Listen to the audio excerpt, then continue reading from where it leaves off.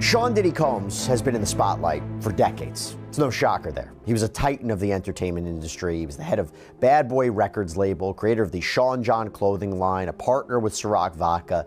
He was known worldwide for his legendary white parties in the Hamptons and beyond, and it seemed to be an open secret that maybe what happened behind the scenes at a Diddy party was not exactly dinner table conversation. What if the glittering world of fame and fortune was built on fear, silence, and secrets too dangerous to speak aloud? Joe Rogan just shattered the illusion. In court, he delivered testimony so explosive it could ignite a chain reaction across the entertainment industry, pulling back the curtain on a hidden power structure with Sean Diddy Combs at its center. This isn't just a scandal, it's a reckoning. And if the evidence sees daylight, it won't just expose one man, it could collapse an entire empire. Joe Rogan took the stand with revelations that could shake the entertainment industry to its core. Over the years, Rogan claimed off-air guests, from security staff to producers, had quietly warned him about the true nature of Diddy's infamous parties. These events, shrouded in secrecy, weren't just wild celebrations. Phones were confiscated, guests blindfolded, and everything was allegedly recorded on hidden surveillance gear. A former security team member described a high-security room in Diddy's Miami estate, dubbed the Black Box. Guarded by biometric locks, it allegedly housed encrypted hard drives containing blackmail footage, evidence involving celebrities, executives, even political figures. Rogan backed this claim with testimonies from multiple insiders across different parts of the industry. Reading from unaired interview notes, Rogan recalled a tour manager's disturbing account of those gatherings. One producer who attended a 2015 party discovered hidden cameras and smoke detectors and suspected drinks were tampered with. When he tried to report it and submitted memory cards as evidence, he was offered hush money and the footage vanished. Despite the anecdotal nature of some of the claims, Rogan stressed the disturbing consistency across all sources. As lawsuits mounted against Diddy, familiar names and patterns reappeared. A music video director revealed he'd filmed many of these events under pressure, but never released the footage, fearing retribution. Rogan then brought up high-profile names that had come up in conversations. While he didn't accuse them of participation, he cited their silence. Jay-Z was described as walking through the rooms like a ghost, observing but never intervening. LeBron James's name surfaced too. Their silence, Rogan suggested, enabled a culture of unchecked abuse.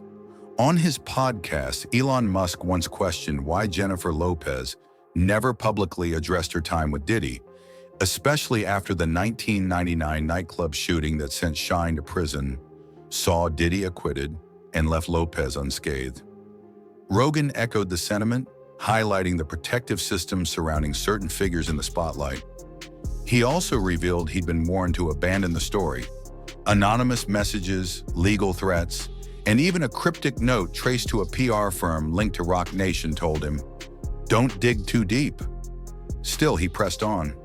One whistleblower, hired to recover data from a corrupted server, shared that the content included highly compromising footage of powerful guests. Though Rogan never aired it, he stored it securely, hoping federal agents might one day access it. Then there was the notorious yacht party, once dismissed as industry myth. Two witnesses claim that once the vessel entered international waters, the tone changed. Phones were taken, curtains drawn, and guests entered a locked room one by one. Cameras were hidden in mirrors, and drinks were allegedly spiked. One witness described the scene as disturbing performance art for powerful watchers. One guest who refused hush money later found his apartment broken into, his external hard drives stolen. Meanwhile, Cassie Ventura, Diddy's former partner, gave testimony that became a focal point of the prosecution's case. She spoke of psychological manipulation that began when she was just 19. Diddy controlled her career, finances, and even her whereabouts. The notorious freak-off sessions, she claimed, weren't about consent, but control. Cassie told the court that when she tried distancing herself from Diddy and began dating Kid Cudi, Diddy allegedly threatened them both. Not long after, Cudi's car was mysteriously set on fire. When Cudi took the stand, he described break-ins, tampered security footage, and chilling calls from Diddy, framed by prosecutors as retaliation through fear. Her testimony also touched on her stalled career. While working with artists like French Montana and Fabulous, much of her music remained unreleased, part of what prosecutors painted as a methodical attempt to maintain dominance. Witnesses described Bad Boy Records as a place where questioning Diddy came with swift, punishing consequences. Don Rashard, once part of Cassie's group, recalled Diddy silencing her and warning others to stay out of his personal affairs. Harve Pierre, a longtime associate, allegedly told her, "Things get dark and lonely for those who don't fall in line." A system of fear kept everyone compliant. In contrast, the defense dismissed it all as personal drama, messy breakups and career grievances. But prosecutors argued this wasn't just relationship fallout. It was systemic abuse wrapped in glamour and protected by silence. Rogan's testimony landed like a seismic shock. His calm voice, relaying accounts of manipulation and surveillance, wasn't sensational. It was measured. "The industry I once admired," he told the jury, "was built on illusion and silence. Silence was the price of belonging." He spoke of private gatherings, missing recordings, and people too terrified to speak. Then came his closing statement, leaving the courtroom frozen. If even one of those tapes is shown in court, half this industry collapses. His tone wasn't dramatic. It was final. This wasn't about headlines or gossip. It was about confronting power that had gone unchecked for too long.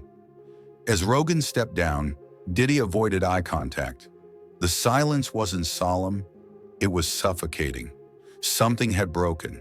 A truth, long buried, was emerging. And what comes next could be even more revealing. This isn't the end. It's only the beginning. If this testimony is just the beginning, imagine what's still buried beneath the surface. Share this video to keep the pressure on, subscribe for more updates as the case unfolds, and let us know in the comments. Who else needs to come forward? What truths are still hidden in plain sight? Your voice could be the spark that brings it all to light. In a world built to keep secrets, speaking up is the most powerful act of all.